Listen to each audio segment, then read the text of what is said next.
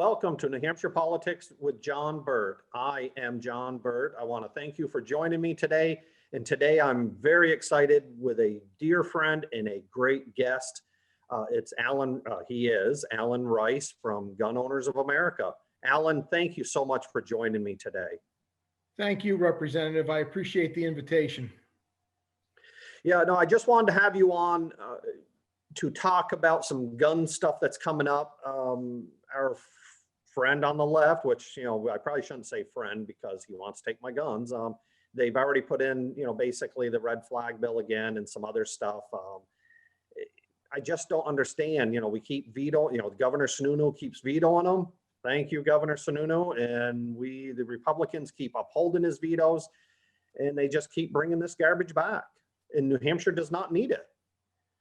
Well, the representative I think you're talking about is Rennie Cushing from out at the seacoast. Yes. And that part of the state is filled to the brim, overflowing with anti-gun activists. Yep. This will be the third legislative session he's attempted to pass elder care gun confiscation. Yep. In the 2017-18 session, Senator Gary Daniels amended it out in the Senate, and they were left with a true elder care bill without gun confiscation. And in 2019, and then again in 2020, Governor Sununu was forced to veto it. If not for Governor Sununu's veto pen, New Hampshire would have looked more like New York City than the New Hampshire we know and love with respect to firearms. Absolutely. Which is one of the reasons why Gun Owners of America, you know, wants to announce our endorsement of your reelection to Hillsborough 39. You know, when I look around the state, there's a lot of representatives who vote with us. There's some who only vote with us when they're in the minority because they know their vote won't count. But then there's yourself and a very small number of others who are actually advocates and use the legislative process to fight for the Second Amendment and to fight against the expansion of government regulation of firearms. And you're not afraid to stand up and make a stand. You were the, as you know, but I want your viewers to know, you were the lead plaintiff in a lawsuit to overturn the unconstitutional gun ban in Representatives Hall. Yes. You stood up to the Speaker of the House, and in retaliation for you standing up, he removed you from the Criminal Justice Committee where you have served for several terms. Yes. That's not how it's supposed to work. You're not supposed to be punished for standing up for New Hampshire values.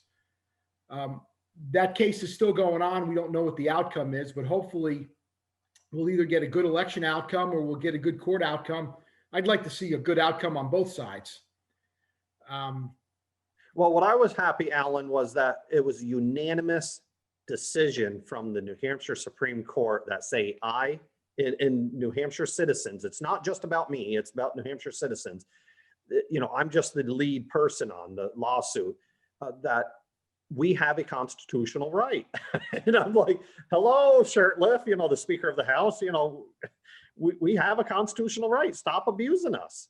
Well, you know, working for Gun Owners of America, I get to look at a lot of states. I live in New Hampshire, so I'm a little bit biased, but our state constitutional amendment is a lot stronger than the Second Amendment. Wow. Yes. We have some good protections in New Hampshire. And obviously, Rennie Cushing and Catherine Rogers and some others who I'd rather not speak their name don't agree with that. But, you know, you've also stood up over the years, made some pretty powerful floor speeches. And I remember one in particular. The left was trying to ban guns in schools. And what the viewers need to know is we haven't had a tragedy in New Hampshire, and knock on wood, I hope we never do. But we haven't had a tragedy because legal adults are legally armed. And someone who's going to do something realizes there's a very high likelihood they'll be met with return fire. In these places where there's a school shooting, the adults have been disarmed. And when the Democrats tried to disarm the adults, you know, we didn't know what the governor was going to do. Fortunately, the governor vetoed the bill. But Representative John Burt, you stood up on the floor of the House and you told the Democrats that if this bill passes, there will be a shooting in New Hampshire. And when that happens, there'll be dead children. And the blood of those children will be on the hands of these people who are voting for gun control. A lot of people were gassed when you said it. The editorial writers were very upset with you. The truth is what it is. Absolutely. And mass murder happens in gun-free zones. It doesn't happen in places where people can go about armed. The beauty of concealed carry is that the bad actors don't know who's carrying. They have no way of knowing until they try something. They're far less likely to try something bad when the law hasn't disarmed the law abiding. So, you know, I want to emphasize these are just but a few of the reasons why we're enthusiastically endorsing your candidacy for re-election in Hillsborough 39. As I said earlier, there's a lot of people who vote with us, but you're an advocate, and we need advocates in the New Hampshire legislature. So we really want to see you back there. And, you know, obviously there's some gun issues that have been left unfinished that hopefully in 2021, if we have a Second Amendment majority, you know, we can finish some of those, like snowmobile carry or enhanced preemption or decriminalizing the carrying of loaded rifles and cars. And these are just a few issues that, you know, we'd like to clean up. New Hampshire's a very Second Amendment friendly state, but I think we can do better. Absolutely. Yeah, there's a few cobwebs still available to be cleaned up. I know you tried to extend constitutional carry to snowmobiles in 2018 and it didn't work out, but I know we've talked about this offline and you're committed to trying again. And I know both of us have been talking with potential co-sponsors. I'm not going to name them now because I don't want to color anyone's election chances. I want the election to play out. Yeah. Yes. Yeah. And sadly, it didn't get through the Senate. You know, they had their reasons and I disagreed with them. So I am bringing the bill back because it is something, you know, the New Hampshire AG, they didn't come out because I don't think they can tell us that they support this, but they said there's a issue with constitutional carry. There's a fish and game rule that says you can't carry a pistol, a loaded pistol on a snowmobile or a four-wheeler. A lot of people do because they don't know the law. Well, a few people get in trouble, but the AG said if anybody's arrested for it, the constitutional carry is going to supersede their law. So it's going to be thrown out, but they want the language cleaned up. So they basically said, do away with constitutional carry, which that ain't going to happen, or get rid of that bill or that law in fish and game. Well, it's an inconsistent law. I mean, a person can get in a car or a pickup truck with a loaded handgun and drive away. Yes. To get on a snow machine or an ATV, they need a pistol or revolver license. Doesn't make any sense. No. Because the snowmobile's in the woods and the car's on the pavement. You have your right to self-defense anywhere. It doesn't stop at the edge of the woods. That's right. Unfortunately, the New Hampshire Fish and Game Department's extremely anti-gun. They're very hostile to firearms ownership. We've had problems with them for decades. And it seems to be getting worse, but we're going to keep pushing back and calling out the anti-gun activism and letting people know that the department receives millions and millions of dollars in federal gun tax money. So they're biting the hand that feeds them. Every time a person buys a handgun, there's a 10% excise tax. Rifles and shotguns and ammunition have an 11% tax. People don't see it. It's paid at the wholesale level, but that money is used by the federal government to fund fish and wildlife agencies. In a lot of the southern states, they use the money for good stuff like building ranges. New Hampshire, they embark on a path of anti-gun activism, and that really is the epitome of biting the hand that feeds them. And we're going to keep pointing that out. GOA is not backing down. Yeah. The New Hampshire Fish and Game Department needs to concentrate on wildlife and resource management and stay away from the Second Amendment. That's not in their charter. Yes. Well, even the AG has ordered them to do that. They said that is not your purview, so stay away from it, you know, when they come to speak in front of us. You know, and I know, you know, I had a, you know, which, you know, you helped a lot on, you know, Gun Owners of America. And I do appreciate what you do for us at the State House, because what you do, Alan, is it gives us, you know, I know what is right and wrong, but with your research, I can explain it better. And that's always helped me on the floor, speeches and et cetera. And, you know, when I had my press conference, which did not go over well against Normando, I think that's what, you know, the director of Fish and Game. I enjoyed participating in that press conference, and Yeah. GOA appreciated you including us. I think that was when Governor Sununu declined to reappoint him. Yes. And we were urging the governor to appoint someone who would, if not respect the Second Amendment, which would be ideal, at least stay out of our travel lane, because it's not a fish and game issue. That's right. And we enjoyed that press conference, and hopefully the message was delivered. And that's, again, what I mean when I say you're an advocate. You call the press conference, you got 2 or 3 other state reps to stand up and say, hey, wait a minute.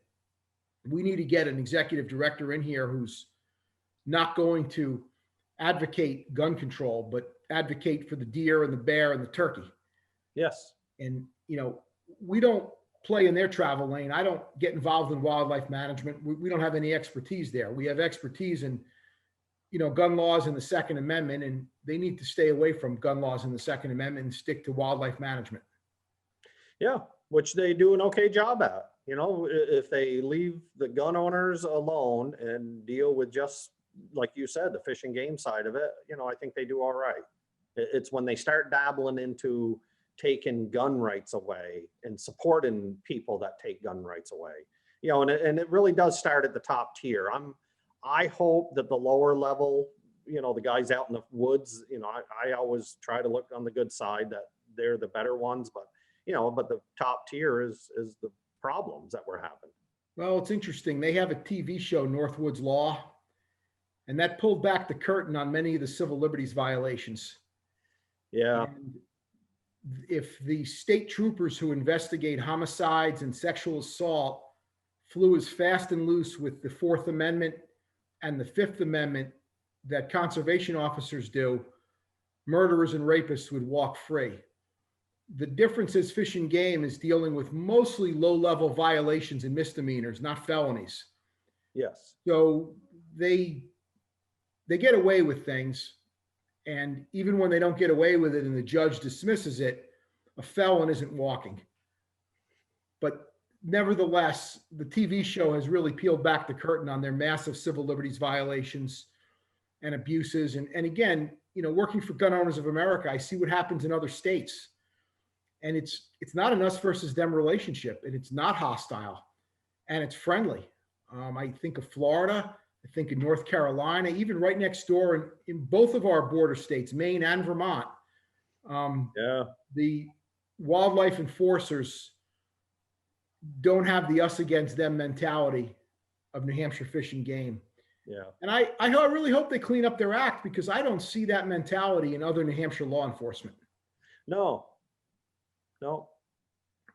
So that, yeah, no, I'm hoping that, you know, that's going to be cleaned up. And then the other thing I'm hoping is that I can get back on criminal justice, where I belong, where all the gun bills go, with, you know, once we take, you know, leadership, and, you know, the voters have to get out and vote. If they don't, we're not going to change.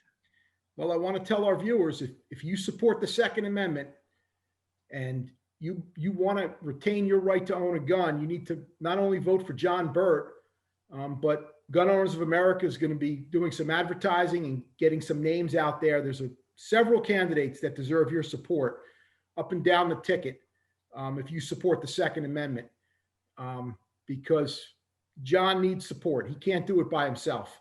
No. He needs to get back in the majority party, get back on the Criminal Justice Committee, and get in there and be able to fight for gun owners and have backup support. You know, the other issue I wanted to raise, Representative, is the preemption issue. We had a bill on that in 2018. New Hampshire has a pretty decent preemption law in that cities and towns cannot regulate firearms. But the bad part is it doesn't have an enforcement mechanism. There's no penalty phase. And we attempted to copy a Florida law that has a penalty for local officials who violate it. And we met with some opposition from some unlikely sources, people who generally support the Second Amendment, but they felt it was unfair to have a multi-thousand-dollar penalty for local officials who are essentially volunteers. And we hear that, but we also hear that they still have to follow the law, volunteer or not. You need to follow the state law. And the Attorney General has said there needs to be a penalty provision. And we're looking at a way to do a penalty that would be a lower dollar penalty, but still a penalty, so that our preemption law has some teeth to it. It's outrageous that taxpayers own pieces of property, and when they go into places like the Southern New Hampshire Arena in Manchester, which is owned by the city, they're disarmed. Yes. Or the Hillsborough County Nursing Home, which is owned by the county, they're disarmed. Yep. That's not acceptable. It never was acceptable. It was part of the reason we pushed preemption back in 2003 and 4. And it's a good bill. It just needs a little bit of teeth to it. And I hope that's something you'll be able to lead us on in January if we get a Second Amendment friendly legislature. Yes. Yeah, I would love to help on that because that does need to be cleaned up. You know, like you said, the public lands in public buildings need to be accessible. Private companies, I mean, you know, private is private, but public is public. And, you know, and when the public abuses any constitutional right, there should be a penalty there. We had a good bill in 2018. Unfortunately, it didn't go anywhere. I do understand the plight of some local officials who are volunteers. Yes. But there's a balance. They can't just get away with saying, I'm a volunteer and I can ban your guns on city property. It can't be that way. No. And I think the sense of the legislature is as it was in 2003, they want uniformity across the state. They don't want someone to drive from Goffstown to Bedford into Amherst and have 3 different sets of laws. It's extremely confusing. People wouldn't know what to do. And we do need some uniformity. You know, I don't want our viewers to think that, you know, the sky is falling. New Hampshire is a very Second Amendment friendly state. We have some good laws, but there's a few that need a little bit of a tweak to make them better. But the other reason that I want the viewers to know they need to vote for you and an entire Second Amendment ticket is to prevent the bad stuff. I mean, we saw in these past 2 years, waiting periods defeated, not only on firearms, but a waiting period on ammunition. Yes. The record keeping for a licensed dealer would be just absurd.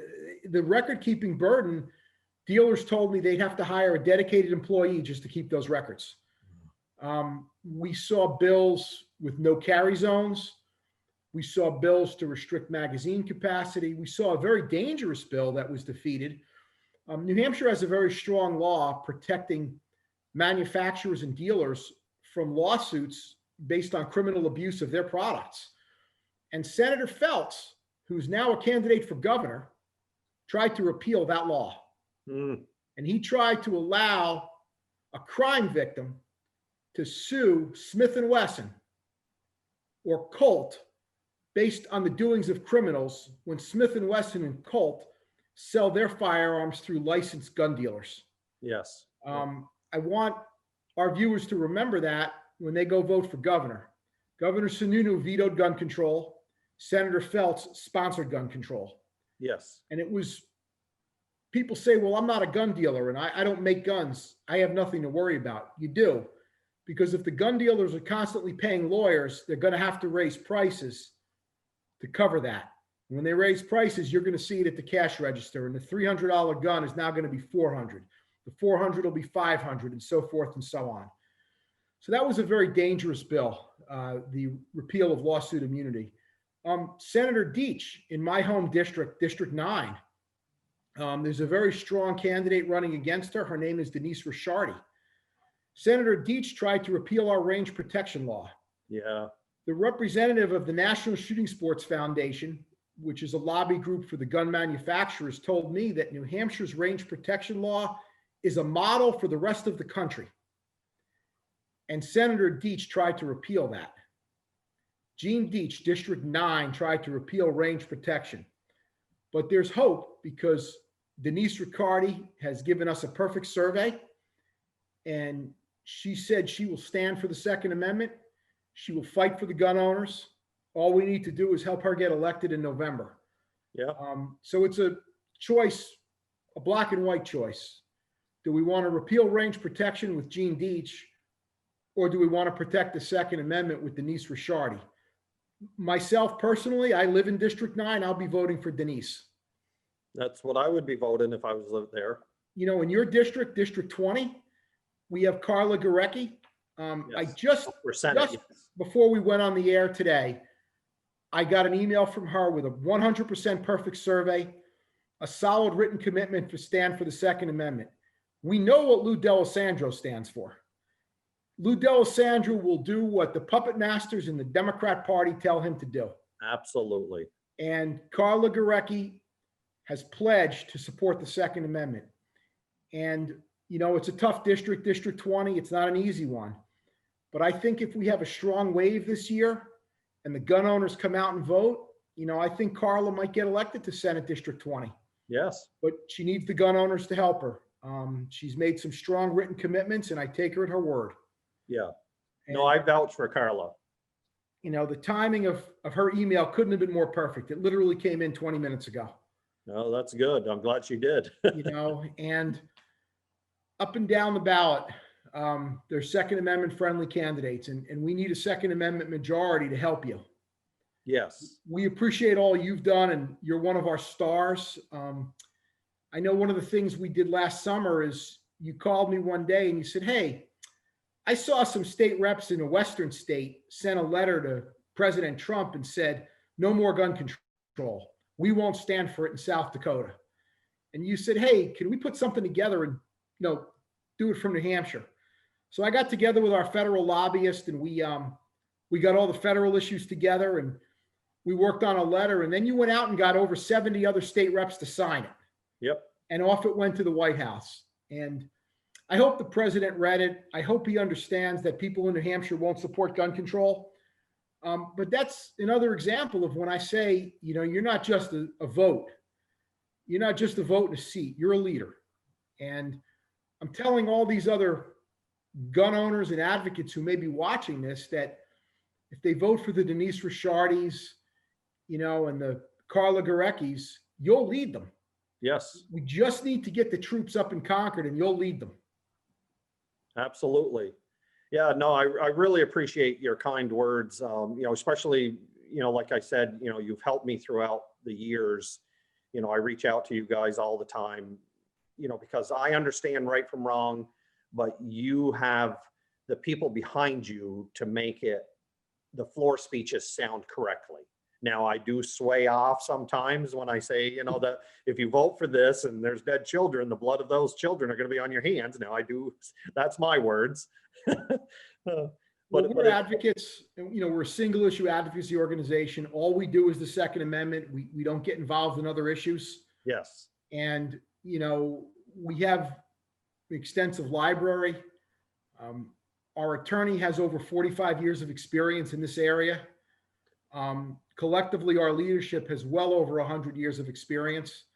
So we have the resources. And I would say this right now, any state rep or senator who's watching this can call me anytime, and we'll help you with floor speeches and calendar blurbs, or just give you the right backup when you say, hey, I need to fight this bill in committee. I just need the questions to ask the other side to make the bill look as bad as it really is. We'll give you the questions. We'll help you out. That's what we do. Yes. Our job is to defeat the gun control, and we're happy to help anyone who's on our side. We don't care about party affiliation. We care about the Second Amendment. Absolutely. Well, we're at the end of the show, and you know, it goes quick. And you know, I just want to thank you, Alan, for the endorsement from Gun Owners of America. It's a great group. I think everybody should join. You know, it's a wonderful group. You know, you guys do so much for us to keep New Hampshire one of the safest states in the nation. And the reason we are is because of our Second Amendment rights. Well, thank you, Representative. I appreciate the invitation. Anyone who wants more information, it's gunowners.org. It's on our website. You can contact me through the website. The office phone is there, and we'll be happy to help. Well, thank you, Alan, and I really appreciate everything you do for us. And, you know, again, I really appreciate this endorsement. It's going to be huge. I'm going to get this out, you know, the word, and I'll put it on my papers. You know, this is what happened. And until next week, thank you, and I'll see you then. Bye now.